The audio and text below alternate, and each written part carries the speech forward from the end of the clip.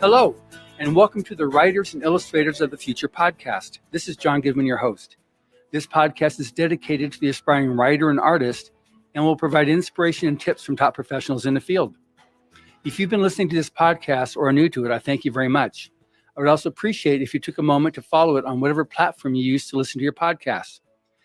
I'm here this week in Provo, Utah at the Life, the Universe, and Everything conference, now in its 41st year. This week's guest is a professional reviewer by the name of Daniel Yocom. We met yesterday on a panel on getting reviews. As you know from past podcasts, anytime I discover another aspect of publishing that I haven't already covered, I'm eager to include that in this lineup. Daniel is also involved with the League of Utah Writers, a nonprofit organization dedicated to creating community, empowering the writing and publishing goals of members, whether they be novice or professional, something very near and dear to my Writers of the Future heart. Reviews are a very important part of the publishing process, and we'll be discussing this along with the League of Writers Utah. Welcome, Daniel. Thank you. So I became fascinated yesterday as you were talking on the panel that you're a professional reviewer and you do all kinds of stuff, including books. So how'd this come about? Actually, it started because I wanted to become a better writer. And I started writing reviews as a way of practicing my writing. And then they started getting noticed by a local magazine who asked, I actually met them at a different conference that no longer exists. And I was like, I'm here to see what you guys are looking for. And they're going, hey, have you seen this guy that writes Guildmaster Game? And I went, yeah. And so I started writing professionally for them, writing tabletop game reviews. And through them, it's just expanded of writing book reviews and then getting hooked up with a film festival. I now do several different film festivals. I get books sent to me. I get games sent to me. And what I do is I write the reviews and then I resell them.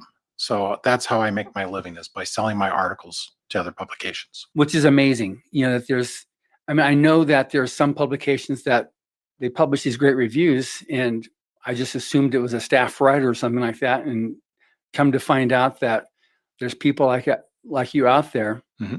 So how's that process go then? How do you establish because you do games, you've done movies, but how does it you work out with books, and how do you come to find a book to review? So I'll admit I've been doing this for a number of years, and I no longer go out and solicit for reviews. I have not asked for review material for probably about 4 or 5 years. There's people that read my reviews, or people I know that it's like even earlier today, I had an author come up and go, hey, here's my latest book. So I'm constantly now getting things from just going out and letting people know what I do. And I let them make the decision. But where, like you're kind of saying about where I sell them off to, I found that I look for kind of like the niche markets. Because yeah, you got the big places and they do have the staff writers. But I deal with some other smaller publications. Like I said, Utah Geek Magazine was the first one. They dealt with the geek community here in Utah. And that's how I got it. Is I kind of found a niche market and said, I write these type of reviews. And they were like, that's what we're looking for. And I've been able to sell things to like some online publications for like movies made specifically in Canada. And they were like really excited because here was this American reviewer that was reviewing independent Canadian film. So it's things like that. Good. So you got Canada, you got obviously United States. You have other places too that I would imagine that since you're selling, like, how does that go? You send it out to these places, and if they use it, they pay you, or how does that work? That's exactly it. It's anybody that's written columns or done those type of things, you can query. A lot of times you can query out just like you're querying a short story or a novel, saying, I've got this idea that I want to write about. And sometimes I'll do that. I now have a number of places they have open submissions. And I do that with a number of places where it's like, okay, here it is. I've got this article. I send it off to them and they either use it or not. And I just go from there. And you're right. I have developed my reputation because of the film festivals and the books I've done, that I have things sent to me from all over the world. And I have now got readers all over the world. That's awesome. Now you've got, obviously this is publishing I'm talking about here, so books. So yes. Do you also sell to magazines, review magazines, or I guess, is it trade, or is it genre, or what type of magazines do you sell to? And all over the world, or? It's for all over that I do it, but it's usually some of the genre are specific to the particular area. Uh, if I find something that has, a story, like I actually reviewed a book about how to survive divorce. He was a local author. He's like, hey, yeah, you wrote this. I was like, okay, I'll give it a shot. And it was more about a self-help book type setup. So I searched out and found places where that was more of an interest to them, for people that are basically starting over as a new single in your midlife crisis. What do you do? And that's what it was for. So I look for it just like you're saying, people that do short stories, they're looking for the magazines that they can sell to. I'm looking for the same thing. I'm looking for the sites, the magazines that are looking for those type of specific things. And then I just query them out and sell them off. Okay. Now, our panel yesterday that we were on was on how to get reviews. And there was like a variety of perspectives on this, from Yes. you need to pay for reviews to get good reviews. And then you were just the opposite. So let's just, Yep. as a professional reviewer, just tell me your take on, I'm an aspiring author, which is a big audience for this podcast. So I'm an aspiring author, the value and importance of reviews and how to get them. So I think, and I've actually talked to a couple of my publisher friends after that yesterday, because we did get a little heated there for a bit, because I do have some strong opinions about it, because I've been doing this long enough, and with the reviewers I know, because I know a number of movie reviewers, book reviewers, and game reviewers, and there's a big tie in between them, that the people that are pure on reviewers don't take money for the reviews. They're like me. We sell our reviews back out. We work that way. It's what I found is the ones that usually are wanting money is they're more for the marketing aspects of their own website, or whatever that is that they're supporting. So my personal view is don't pay for a review. And I've actually talked to one of the local publishers here, because he actually told me, I'll brag myself up a little. I am his only reviewer that I get a hard copy of. Everybody else gets electronics that he has. But he was saying for him, he's found as a publisher, reviews are very, very important. So he has his lineup of reviewers. And then when he has a new book, based on what the book is, he makes sure which reviewers are getting set up to review that book. And a lot of times we'll get it before it becomes published, so that we can line up. So when it's coming out first early on, that our reviews are hitting out on our platforms or wherever else we sell to, so that it can spread out and about. So it's kind of like, it's a form of marketing, but it's like I try to tell people from before that when I've done this, I've actually done a presentation on this, how to use a review. Marketing uses reviews, but reviews are an essential, just a step of marketing. They're not your marketing platform. And that's what I was trying to get at people to understand yesterday was, get your reviews, get the people you know, but there's a whole nother level of how to do that and then what to do with them after you've got them. Exactly. Because their lifespan is either the length that the magazine is on the shelf, or it's as long as it's up there on a social post, whatever. But you got to keep on, how do you keep on using it? Whether it's going to be on cover blurbs or more descriptive copy. So any more you can elucidate on that. So I'll say one thing. If you're looking for reviews, be very selective of who you go to, because I have one advantage, and I know some people that do movie reviews, they have an advantage that they're on the web with their own blogs, their own publications. And the nice thing about those is once they're up there, that review stays. And I also share out to like Goodreads. I am one of those people, I've never bought from Amazon. So my reviews don't go up there unless somebody cuts and pastes them over. And I've seen that happen. But once it's up on mine, I literally go back and check mine, and I'll see that I have people going back and reading things that I wrote 8-9 years ago. So just like we know the books are still out there, people come across something new and they like to go out and find it. So that's one aspect to look at. Another thing that I've talked with new authors about, and it's one of those things that kind of get forgotten, you have to have people hear about Kickstarter. You have to have like a marketing team for Kickstarter. You really, in my opinion, should have the same thing for every book you're putting out. So what you should do is you have your alpha readers and your beta readers. Well, they're going to be all over it.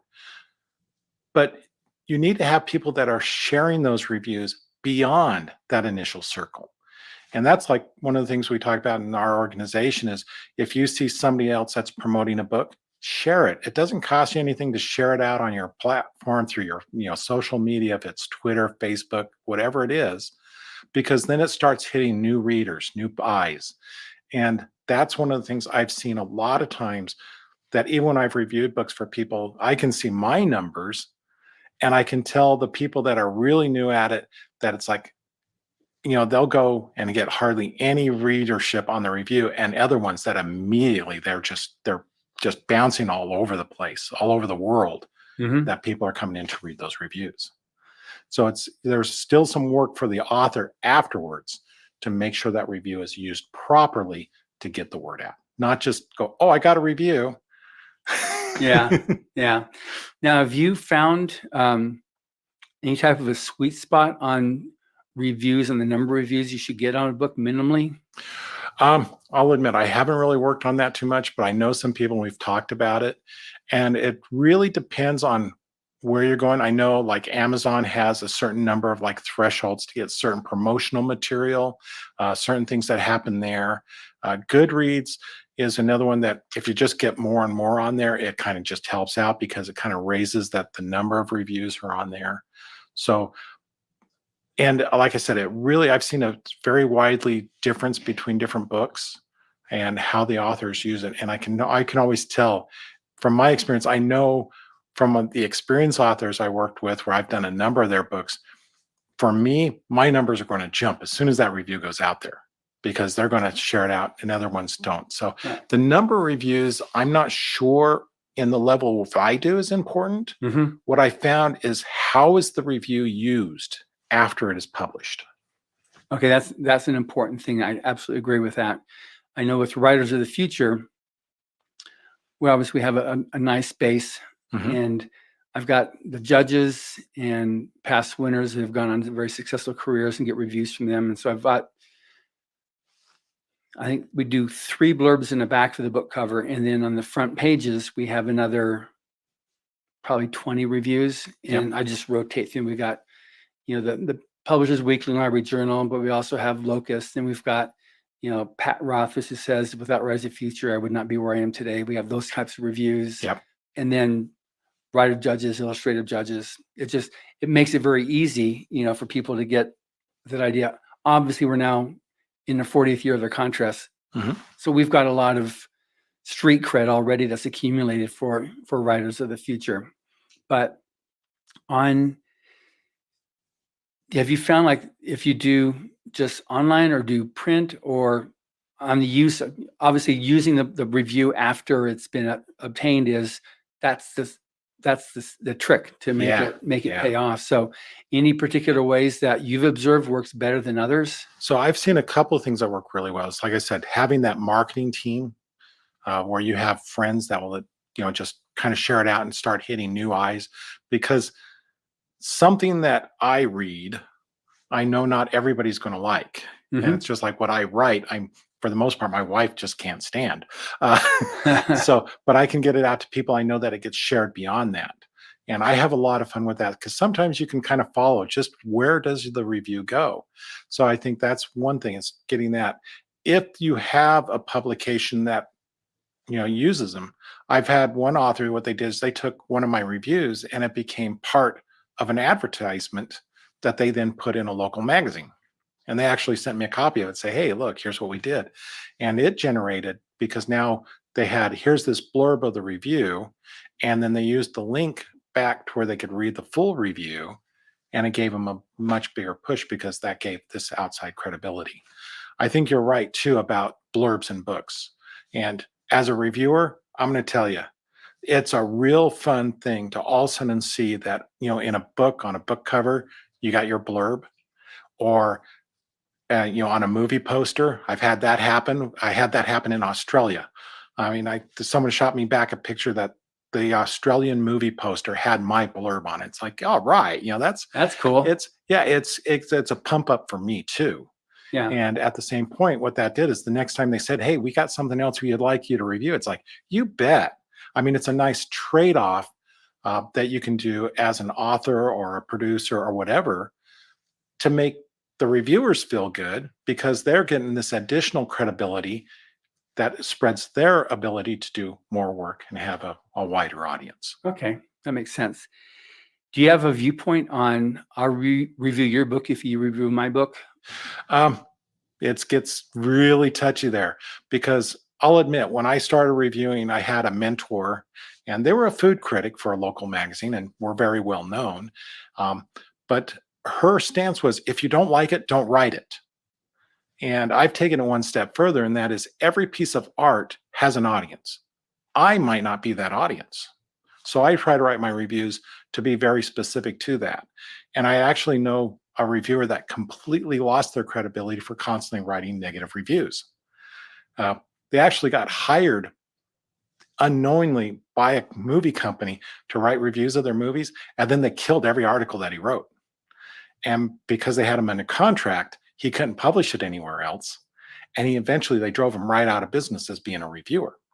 So when you're talking about doing an exchange of my review for your review, you have to be careful who it is. Make sure it's somebody that actually likes what you're writing in.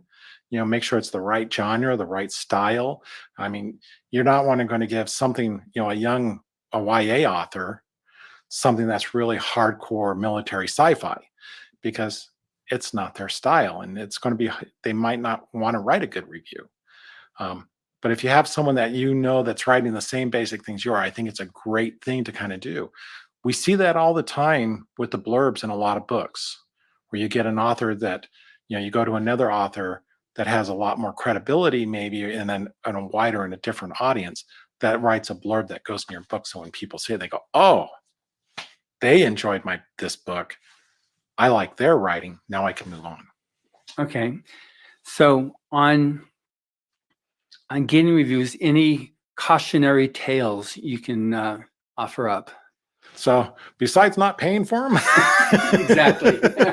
Yeah, that's always been one of mine. Like I said, with the reviewers, I know it's an ongoing constant argument with reviewers. Do you pay for a review or not? That's one of the biggest ones to watch for. One that I mentioned yesterday, I also believe in, is be careful of those reviewers that say they have to have a hard copy. Because my aspect is, why do you have to have a hard copy? I mean, that's the only thing that's going to do is say that you can put it in your library. The only other reason why I've known some reviewers to do that, and I've known this in other areas like in tabletop gaming, they want a final copy, is because then they go and sell it. And if you get some of these games that you got the prototype or one of the first editions, they start to go up in value. Mm-hmm. And that's all they're trying to do is figure out another way of monetizing the review process. If you're okay with that, okay. But if you are trying to watch what you're doing and getting a good solid review for what it is, I'd say be careful about what they're asking for and see what it is. A good reviewer, in my opinion, does not have to be bought by who's having been reviewed, because they're going to have a market of where they can sell to, or they're following online or anything like that. Right. Yeah. When I send out like Writers of the Future each year, we have a list of a couple hundred reviewers, and I send an email offering. Some will say I prefer hard copy, but by and large, I just send the ebook. Mm-hmm. I read usually a book a week. I met one of our past winners, Marta Sprout, yesterday on the panel. She was, the moderator. She was a winner in volume 10. So she gave me a book. She sent to me an ebook. I can motor through that and be ready for my podcast interview with you tomorrow afternoon at 3:00. Yeah. So I have to read a book in order to be able to interview an author. So for me, it's a lot easier to have an ebook because I can just a little bit here, a little bit there, wherever I am, just to get through it. Now, I will admit, as a reviewer, if you're going to send me a hard copy, yeah, I prefer that, because then I can make marks in it. If there's something I really like, something that kind of catches me off that I want to kind of follow up on, I can, dog ear the page. I can, drop a mark on there. And then also I can go back and use that material because I've marked it. And it's easier that way than an ebook. Sure. But my thing is when they say, well, I only review hardcover, it's like, why? Why do you only? Because like I said, I got my start in tabletop gaming. I have literally played prototypes where I got a box with pieces in it, with a deck of regular cards, with Sharpie marker writing what the different cards are supposed to mean. I've played games on foam board. Yeah, it's still, the creation is there. It's not a finished product and you don't need it. I've read arcs that still have copy edit notes. Yeah, It's like, yeah, you can still do the review. You don't have to have the finished product. sure. I'm kind of, I wouldn't have a problem writing in those types of books. I'm very old school, and I was Oh, yeah. thoroughly taught don't write in books. So I like that. I like using my Kindle because then I can make my notes Yeah. using the Kindle. That lets you do that, so I can go back and refer to my notes that way, and that way I have not destroyed a book. There's a lot of, however that was implanted into my mind, do not write on books. It definitely was and remains so to this day. I understand. Yeah. I still have, I have problems with, if it's, I'll admit there's some of them I will keep a notepad because I These have cabbies. I have yeah. cabbies. I've had people that, yeah, their book had just gotten published and they've caught up with me and said, here it is. And I'm going, they just gave me a first edition book that they've signed to give to me. And yeah, that one, the notes are going on the side. But if I get one that, like it's marked not for resale because it's a review copy, yeah, I'm making notes in it. Yeah. Yeah. Yeah. Okay. I'm tracking with that. That makes sense. So now on reviews, I mean, it's gotten to be such a thing for, I got to have reviews or I'm not going to sell. Yeah. Now you commented about marketing and reviews are a piece of that. So again, from your perspective, and I know I've got mine as a publisher looking at the whole line of it, but you're right, review in and of itself has a very short lifespan. It's got to be used like as part of your marketing program to really get the real payoff on that. How have you observed that it's worked better than others on part of the marketing cycle? So on the marketing cycle, in the first part, it's like what you're saying right there, is getting it out, that marketing team to spread it out as far as possible. And you just kind of, you blurb it out. If I do a review, and I've done some reviews, pre-publication. So like you've said, you've used it. I've had blurbs that are inside the book or on the back cover. Sure. And, or for some of the anthologies, like I have done the LTUE anthologies that they do. And I've seen, like the next year, I've had my blurb from the previous anthology on the cover saying, this is what was thought of the previous one. And just for those of you who don't know, LTUE is Life, the Universe, and Everything. Yep. It's the conference here that we're attending right now. Yeah. So, so there's that. I mean, you can use them that way. One thing I found as a reviewer, I think I look at it a little bit different because I see there's a different life cycle besides just that initial publication. Because once the book's made, the books are out there. Right. And like I was saying earlier, I have seen, for some unknown reason, all of a sudden, a book review that I wrote 5-6 years ago will all of a sudden get this huge spike of readership. And what I've kind of reached out and found out, sometimes people re-release a book. They change the cover. I know someone that recently did that. They got picked up by a different publisher. They put a new cover on and said, hey, this book's coming out again. And all of a sudden they used my review again. And there's all this big readership. So the review itself can have a double or triple life if you can, or another aspect I've seen someone do is they've used an earlier book as a promo piece. But they were able to use the review saying, hey, I've got this. I'm going to sell this book off real cheap. Here's what this person said about it. And then that gets people involved in the series or into their writing. So it can have all sorts of different lifespans depending on where you are in your personal life cycle of that book or in a series or in your whole library of work. Okay. Now, timeline. How does that work on reviewing specifically books, and when should a person get a book to a reviewer? It depends on what you want to do with the review. If, like I said, I've had some that I've gotten a period of time beforehand, and the publisher came back and said, if you can get us a review by this date, we will take a blurb and drop it in the book. So I've worked with that to make sure, okay, and I've gotten that usually 6 to 8 weeks prior to them going to press. So that gives plenty of time of reading, working up an article, reworking the article. I mean, anybody that runs writing, you know that. I mean, I go through my simplest process is I write, rewrite, and polish. That's what I call it. And then I actually, if it's depending on what it is, I might have someone else kind of go read through this, make sure it makes sense, especially if it's something that's a little bit more complex.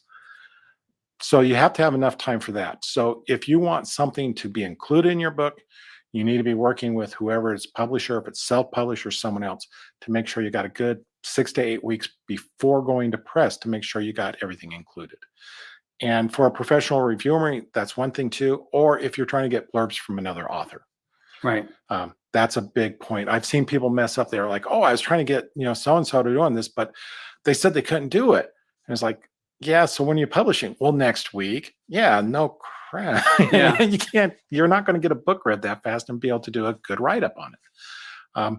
So that's one thing. If it's after it's been published, then you have to kind of look at what are you trying to do with your marketing. If you're going to you want something quick, you still need to try to get something out before it hits the market so that you can have something that when it hits market. You mentioned that yesterday, and the thing is, having your reviewers lined up so they've already read the book so that when it's released, you've got a number of reviews that can start hitting that can be used. That's very important. Again, you need usually 4 to 6 weeks just to give people a chance to do that. So I think that's one of the biggest things right there is don't expect a quick turnaround, especially if you're going with people that, like myself, that do this for a living. Yeah, I read fast. I'll admit it. I don't read that fast. And almost always I have a queue of books that are lined up that I'm working through and constantly working on. So I would say give your reviewers a good 4 to 6 weeks before you want the review used. Good. I know with like Publishers Weekly, Library Journal, it's minimally 3 months. Booklist once 4 months, and those are the trade publications. Which, if you're going for that, you need to think with that. But otherwise, like you said, with a reviewer, if you don't give them much time, they're not going to get through it. And so, if your whole pitch is I want this for my release, and you give them 2 weeks, then they're not even bother trying to do something on it because you've already said, here's the rules of engagement. I want a review from you that I can use for the release, and there's no way they can make it. So, there's a good analogy of this when a lot of places they'll have a submission window so that they have time for their next edition of whatever they're doing. They have this submission window, so they have plenty of time to read through everything. Kind of consider that with a reviewer. I mean, we have to have that time to sit down and read. So, I know some reviewers that actually talk about a submission window, but most of them it's because it's such an ongoing process. We don't talk that way, but we have to have time to get through whatever it is. Yeah.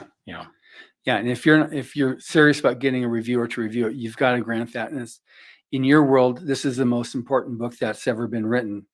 However, it's only your world. I was talking to an author earlier today where it's like, oh, we all think, that book's our child. Yeah. But every parent knows at some point that child moves out of the house. Yeah.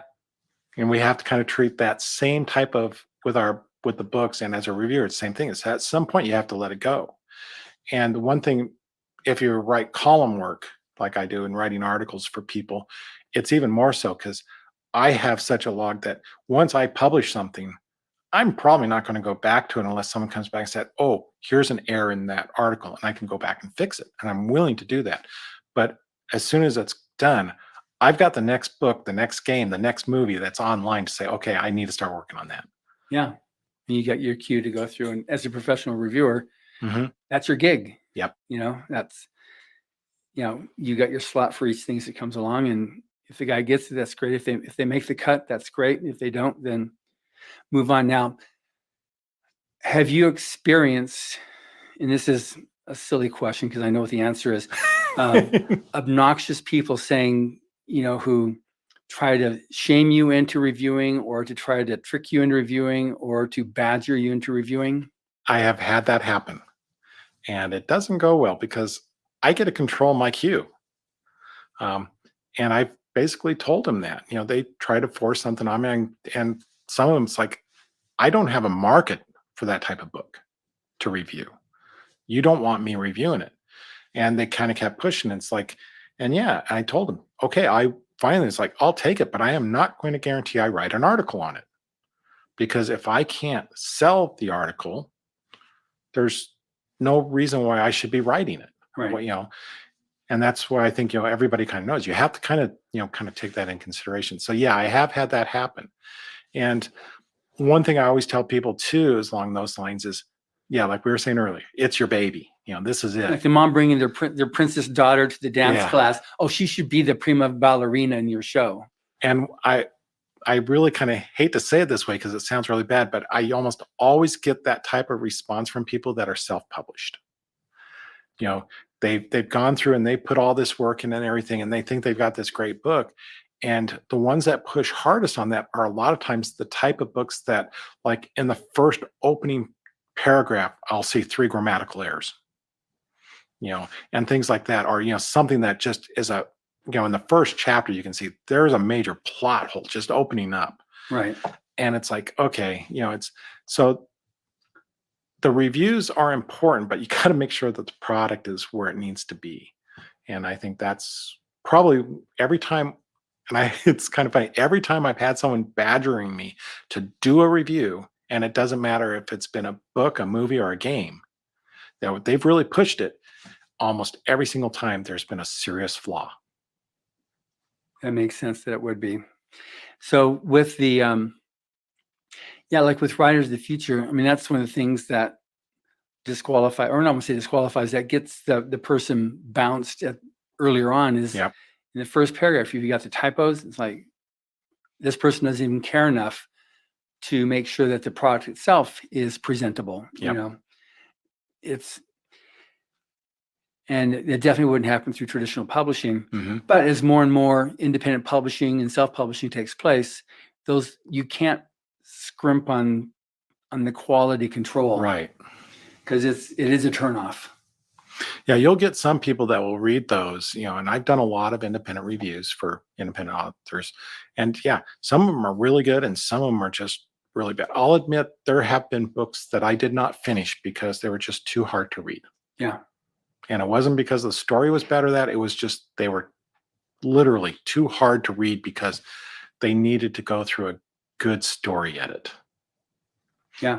And that's also, it's not so much a problem, I think, with people who have a good alpha and beta readers or a writing workshop that they're part of, Mm-hmm. that they can get some good criticism. Because if all they're doing is relying upon family and best friends as their go-to readers, it's not good for them. Right.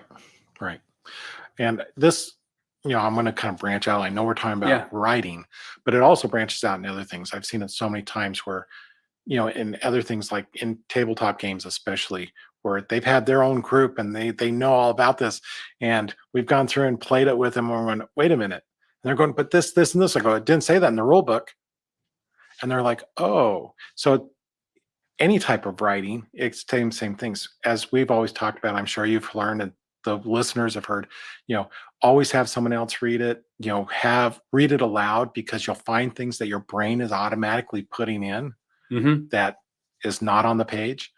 That's usually what I find is from those type of books is you can tell that there's something missing that the author just knows, but they never tell us. Right. Yeah, we've got a free online workshop that we put together a few years ago for Writers of the Future, which we have about a dozen videos, individual videos from Dave Wolverton, Orson Scott Card, and Tim Powers on all the different sections and pieces of writing stories. And we've had, I think we're over 7,000 people now on the course. And it's been, very successful. It's just part of the whole, the whole mantra of Writers of the Future. Yeah, I heard about that last year at this conference. And I've been kind of working on some of it here and there when I've been able to. Maybe after this, I'll send you the link newly on that to do one of your professional reviews, just going through it as, they know that you're doing. No pressure there. Well, if it fits your criteria, then I'll qualify it like that. But on, the reason I wanted to have you on this podcast is because we have so many writers that are desperate to make it, and Yes. they'll get advice saying, oh, you need to get reviewed. Oh, you need this. And they'll hear from, in publishing, I imagine like everywhere, but in publishing, which you're more familiar with, you'll find that the sharks and the barracudas and whatnots that'll try to, they'll take advantage of your desperate desire to make it. Say, look, you've got to do this. Give me $500, give me $1,000, and I'll make sure, blah. Yep. I actually, in one presentation I did, I kind of used the experience of the gold miners in California, the 49ers. The people that made the most money were the ones selling the shovels. Yeah. So it's, again, you got to watch for those. And I've actually seen that in some websites where they were charging the artists so much money to get a review done and everything. It's like, oh my gosh, you would have to sell so much to recoup that. But the website was doing great because they were selling that to a number of different people. So yeah, there is a lot of that shark taking place. And that's one reason why I say be careful about paying for reviews or what they're asking for, because there's usually something a little bit different going on there. Exactly. And I think that's why it's important to take a look at, like you said, you don't have an account with Amazon, but Kindlepreneur, some of those things, there's not a whole lot of money that goes into it to get your Right. book published. And if you have the review from Daniel that they can then reference in there, and other reviews, Right. which you can load in there when you upload your book, you can put those reviews in there. Yeah. You're not spending a lot of money. And if you read the rules in there in how to do Kindle, you can actually get yourself some good sales and monetize it, but the marketing has to be done. But it's just, I hear so many horror stories over the years of people that paid this much money to make it and they end up with books in their garage, that just, it didn't go anywhere because. Yeah. Vanity presses are still a thing. Yeah. And not every press where you self-publish is a vanity press, but if all you're doing is paying for somebody to give you something that's going to end up with books in your garage, then yeah, that's what that is. Yeah. And I think one of the things too is like one of the panelists was saying, you got to just move on to write your next book. And I agree with that to a certain extent. But if you've got something out there, and even these people that do that writing, they're still doing the marketing. And I've even talked to very professional writers that's all they do now. And they still have to go out on the book tours. Mm-hmm. They're still doing the marketing. There's still a big part for them to do. It can't all be done by the publisher. So there's a lot still for the individual to still grapple with and remember that that's going to take place. It's there. Absolutely. Now, you've read some of the Writers of Feature books? Yes, I have. What's been your take on them? Oh, I've always enjoyed them. I'll admit that. I am a short story lover. It goes clear back to when my youth, back in high school and junior high school, Robert Lynn Aspern, Rogers and Lindsay. Zelazny was one of our judges. Yeah. Jose Farmer from the 50s. A winner. From way, way back. I have always loved short stories. So like the first time I stumbled across a Writers of the Future, I went, whoa, here's a collection of top short stories. And I just loved it.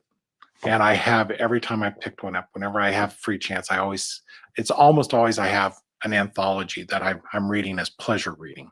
And I do a lot of reviews of anthologies because, I do. They know I like them.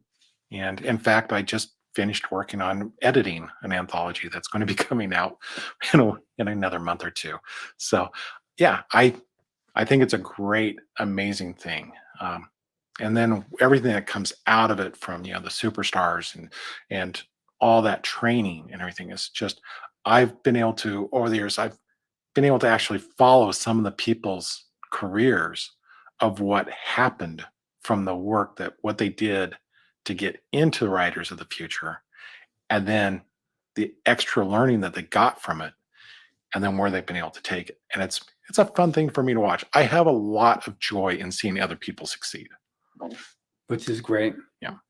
Are you familiar with any of Mr. Hubbard's writings? Yes. Yeah, it's been a while since I've read anything of his, but science fiction and fantasy is something I started reading back when I was very, very young, back in the early 70s. But I've read some of his, and Battlefield Earth is one of the ones that I really enjoyed reading. I remember that as a kid reading that one. Battlefield Earth is one of his. He wrote that in the early '80s. That was one of the more popular. Has remained one of the more popular. And then just as a point, he wrote that 425,000 words in 8 months, and he went a year later and wrote the 1.2 million word Mission Earth also in 8 months with 2 manual typewriters that he used, rotating them. As one broke, he'd get that sent to the shop, use the next one, and just kept on alternating them. All right, so now I'm going to bridge over into the League of Utah Writers. Okay. So tell me a bit about that, because we have so many winners that come from Utah. And right here, we're right down the street from Brigham Young University. And we've had Orson Scott Card as a judge. We've had Dave Wolverton, a.k.a. Dave Farland, and Brandon Sanderson, who now currently teaches the creative writing class at BYU. So what is it about Utah and how much, so League of Writers and... Yeah, so the League of Utah Writers is an organization that's now been around for over 85 years. It started out with another kind of a Western United States one that kind of started falling apart. So the League just kind of combined themselves and said, okay, we'll just continue going. There's actually chapters within the League that are older than the League. Wow. So, but it's what it is we have now over 20 chapters around the state of Utah. But the nice thing about it is you do not have to live in Utah to be a member. Oh, that's cool. I love your names. I realize I'm cutting you off here, but like there's Blue Quill chapter. That's older than the League, that one. That is the oldest chapter that we have. And then Cache Valley Writers, Fellowship of the Ink, Flaming Gnomes, Good AF Writers, Heritage Writers, Harriman chapter, Infinite Monkeys, Just Right, LaSalle Legends, Nebo Novelists. What's Nebo? Nebo is a town. Okay. So a lot of these are Red Butte Bards. Yeah, just really fun names you've got here. Yep. For all these different chapters. Yeah, they get to name themselves. I'm actually the president of the Infinite Monkey Genre Writers. All right, that works. And like what we tell people is we take our writing serious, not ourselves. And it's based off of that probability, possibility, argument about if you put an infinite number of monkeys at typewriters, eventually they'll type out the entire works of William Shakespeare. Right. Yeah, we haven't accomplished that yet, but we've turned out some pretty good stuff. But we have a lot of fun with it. But so the organization in general, we do a couple of conferences every year. Once in the spring, a smaller conference. They call that the pre-quill, because in August we have the quills. And to give you an idea of how this has changed over the years, way back in the earlier times, that was known as the Western Roundup Conference. Wow. So, and I mean, they used to have a lot of big names come in, like Louis L'Amour actually came and spoke a couple of times in those early conferences. But we kind of changed it because too many people were going, oh, they just do Western. It's like, no, we cover everything. As you're going through some of the chapters, like the Red Butte is a poetry chapter. They've started a chapter that's specific for screenwriters. Cool. So it's every style of writing. We have very literary writers. We have columnists. We have several of us in the league all the way around. That's where we make our money, is basically writing articles for different magazines and newspapers. We have people that have over 20 books published, through publishing houses. We have a number of people that are very much have been self-published in a lot of ways. Right now, our current president, Brian Young, he has done a lot of work in the Star Wars franchise. He has also written in Battletech universe, and he's got a new book coming out in the Shadowrun universe. So, I mean, very, very wide range of so many different types of talents and at different experience levels. And that's what makes it good, is we're all kind of coming together to help each other, no matter at what level you are, to help you accomplish your goals as a writer. In our chapter, we have one person, we asked him one time saying, hey, who wants to get published? And we had 2 people in our chapter say, I don't care if I ever get published. And a lot of us, we're going, wait a minute, you don't care? And they go, no. One of them, they wanted to create their memoir so they could hand it down to their children. So it's like, we can do that. Why not? We'll help them do that. So yeah, there's times they'd bring in their memoirs, and we'd go through the critique of how to maybe better explain things. So, and that's what it is we have all that sense of community. Our chapter, and most of them do like at least two meetings a month. Some of them do it every week. But we do one where we have a presentation, and it's usually from someone like Johnny Worthen, who has a number of books, in our chapter, and he did a presentation last month on story basics, story structure. And it's something he teaches at the University of Utah. So it's, here it is. We've got this person that's going through, and we had a lot of new people going, oh, okay, this is the different types of story structure that you can use. We also had Talissa Saints, who is one of the guest people here at the conference this month as an editor. She's a nationally recognized editor. She did a presentation on sentence structures. So you could learn all these different things. So we have that. But we've also had people come in about how do you find an agent? We've done how do you query? So it's all sorts of different things that we do presentations on. And then we do regular critique sessions where people can bring in their work, and we work in small groups and help them, finalize and bring it up to a quality thing. And then we have... Is this online or live or both? We right now we've been doing it online just because it's still kind of coming out of the pandemic. Because you're talking about international and people from all over can. So we use online tools where people can share their work through like Google Docs. Right. And then we can go in ours, we have a Facebook page and Google Docs. So someone will say, hey, I just dropped, my third chapter of the book that I'm trying to work on. I've got a problem there. Can somebody go through and just tell me if the characters work? And we'll have several people, jump on it and go through it and say, okay, here's what I'm seeing. Here's what I think. And they can take that advice. You're the author, you're the authority, you make the final decision. Sure. But it's a great way because you're getting, what I like about it is you get such a wide range of viewpoints from the different levels and different eyes, different age of people, different backgrounds. So it's a great alpha read. So that's one of the things that we do on the chapter level. On the league level, some other things that they do that is a lot of fun in conjunction with the conferences is they hold an annual writing contest, and it's a cash award contest. So, I've already told you like the experience we have there. And so, it's for poetry, short story, screenplay, books that have been published in the past year, all sorts of things. And they've even opened up areas now for like people like me that write articles. So you got all these different things, but if you're a beginner, you don't have to worry about competing against the people that have been doing it for a long time because we have a new voices section. So if you've never made money at your writing, there's a whole other category of different genres of, horror shorts or, literary shorts, all these things for people that are new voices. So you're not competing against someone that has published 20 books. Right. The only sad thing is if you win one of those, you've now earned money at your writing, so you can no longer compete in it. Yeah. Fair enough. Fair enough. So, they have that, and they take like the best of the best there, and they give you an offer to resubmit to their annual best of. And then they take who's resubmitted and then work out just a normal submission process. They also every year do an anthology call. So this year's We Are Dangerous is the theme. So it's like anything that deals with danger as a writer or even the characters, that's the theme. So they just finished off the call at that the end of January.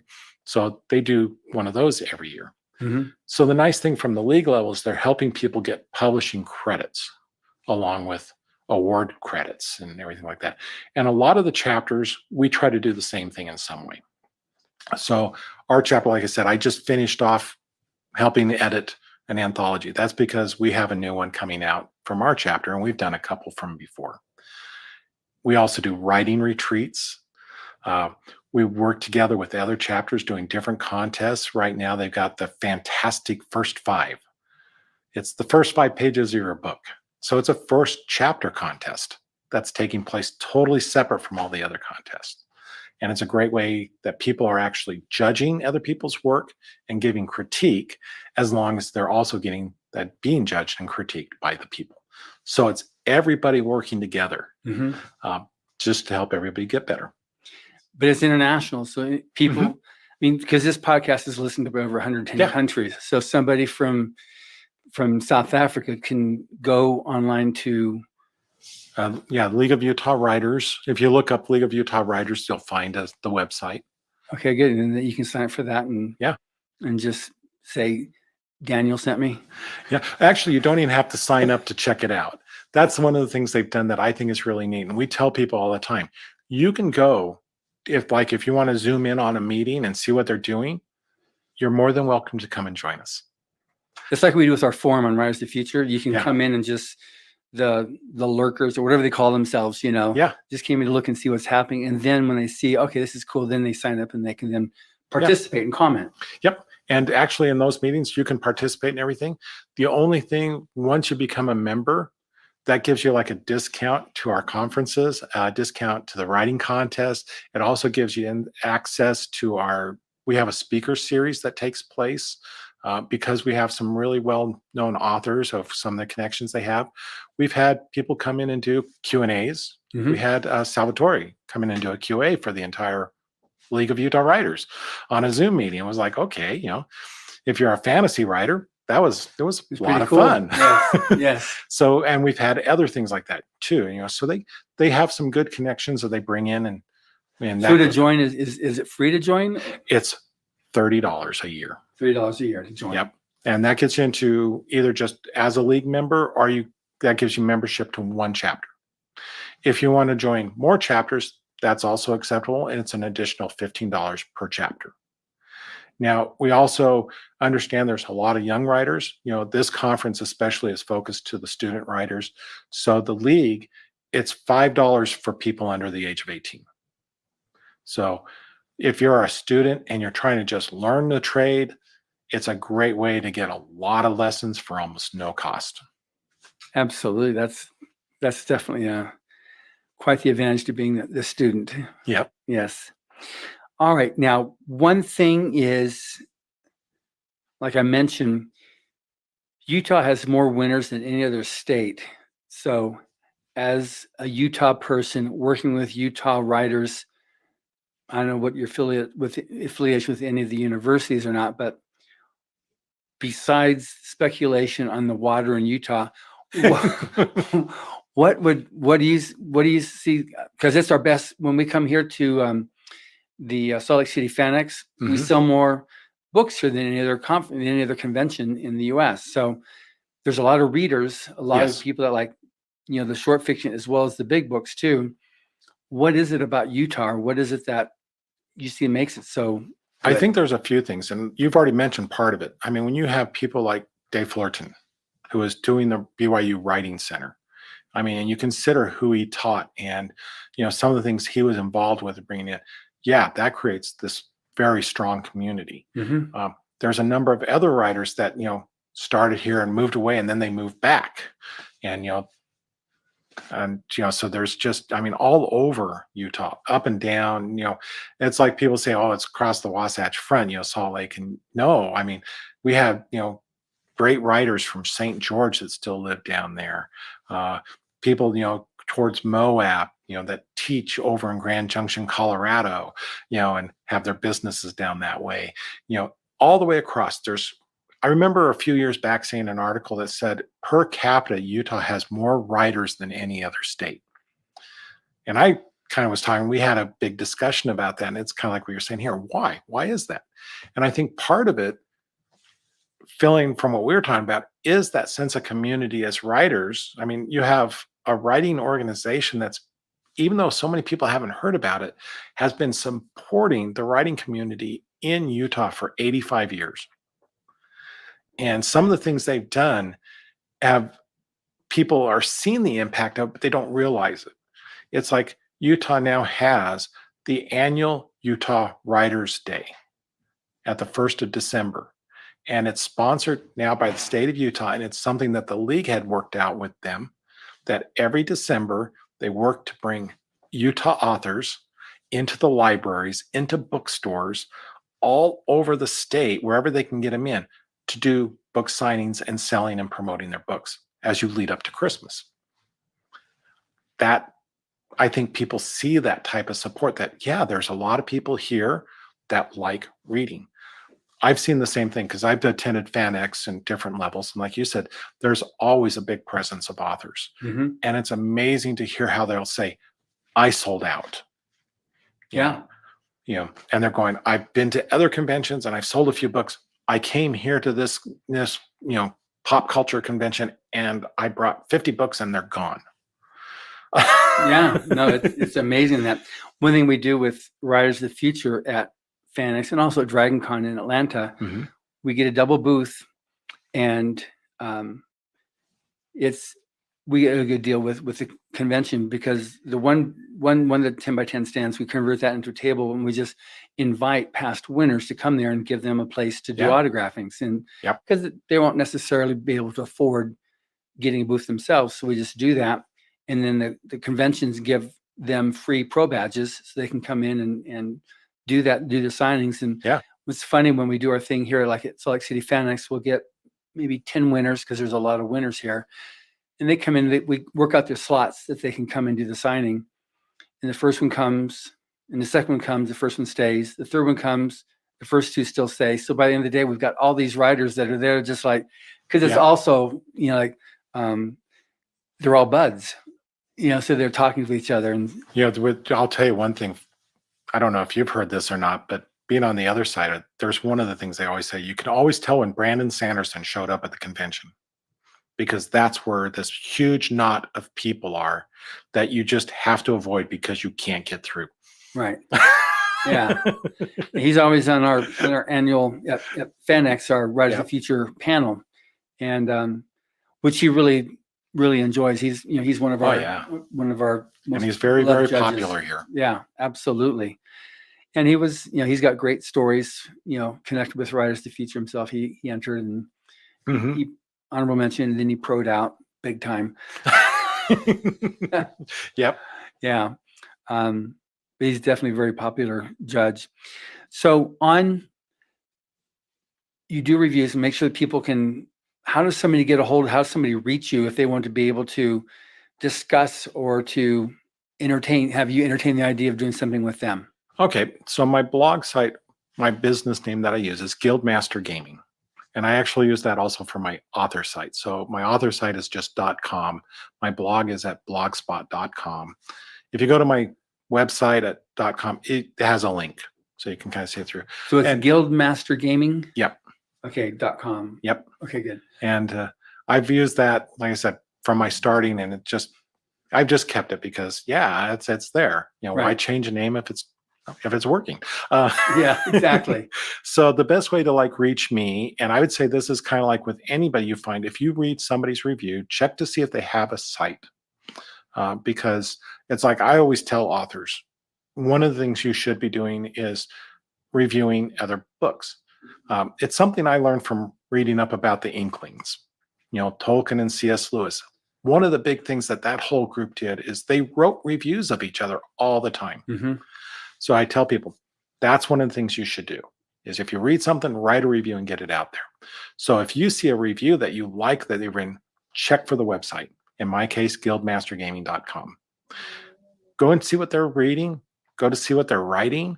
And at that point, if it has a fit to what you're doing, reach out to them and just ask. That's the other thing I always tell people, though. The only way you can really get reviews is if you ask for them. Right. If you never say, will you review it? And someone might say, and I'll usually tell people, that this is what I've got in my queue right now.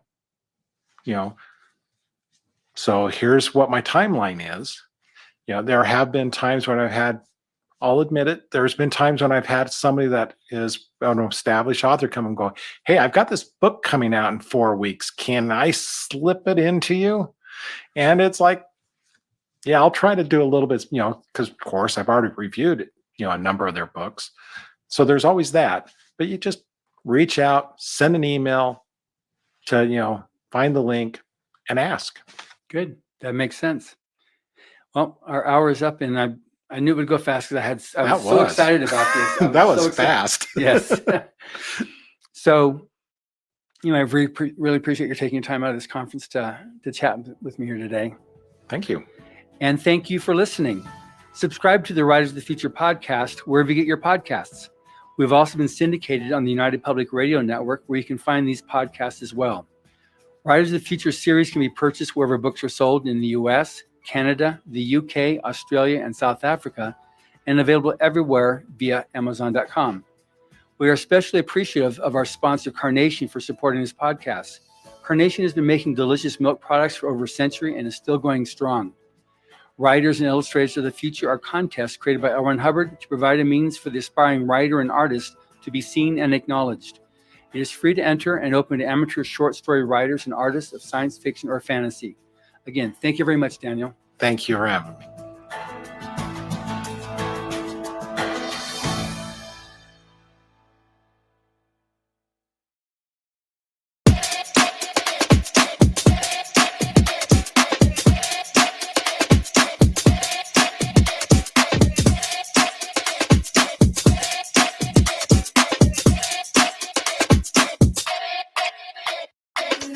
Me, 맘이 보이지 잠이 쳐다봐 깨끗이 다가가지 You see, 1, 2, 3 인기가 생겼지 이미 아무리는 쓰고 깨를 돌려 사진이 여기 You see, 여기 보이네 그걸 다시 알겠어 확실하게 너를 만들겠어 Rock the person, rock the person Want attention, want attention You think 내 나를 사지나 난 나는 온전 paradise 꿈에서 깨워주지 마 You got me looking for attention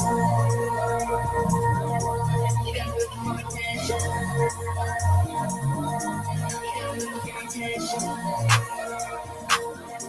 You got me looking for attention You got me looking for attention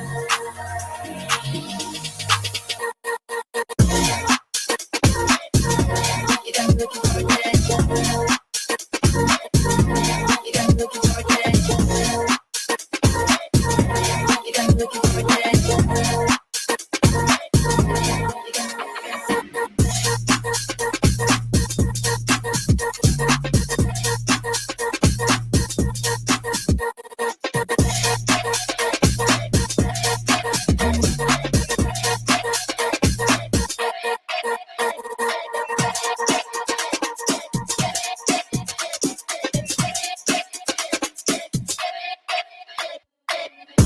When you 마주와 시작할래 뻔 하필을 갈래 You're so fine Gotta get to know you 나와 걸어가죠 지금 꼴안 서면은 잊어 To look at me back Hey 나 들켰어 난 보면 하트가 튀어나와 사탕을 찾는 baby 내 맘은 설레 Person, the person Want attention, want attention 기쁜 게 butterflies you know 내 맘은 온통 paradise 꿈에서 깨워주지 마 You got me looking for attention You got me looking for attention You got me looking for attention You got me looking for attention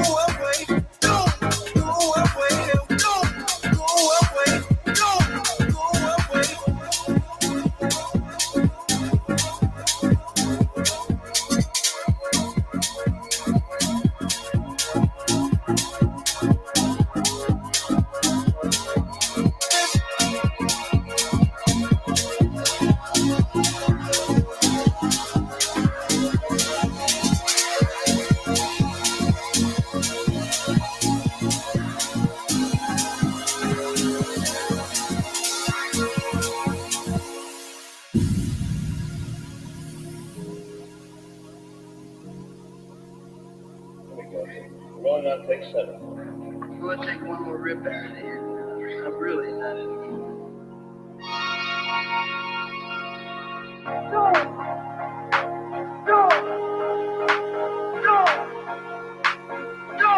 go away. Don't